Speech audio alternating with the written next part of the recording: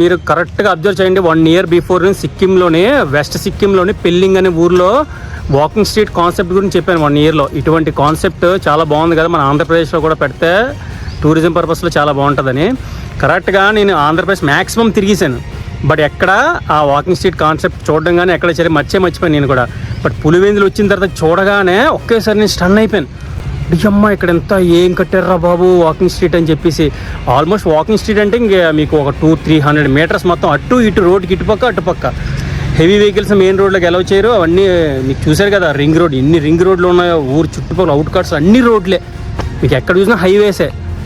ఊర్లోకి మెయిన్లోకి మాత్రం అటు ఇటు చక్కగా పార్కింగ్ వెహికల్స్ పెట్టుకోవడానికి మంచి పార్కింగ్స్, అటు ఇటు ఫుడ్ కోర్ట్స్ ఉన్నాయి, వాకింగ్ స్ట్రీట్స్ ఉన్నాయి, మంచిగా మొక్కలను పెంచారు, ఎంత బాగుంది చూడండి.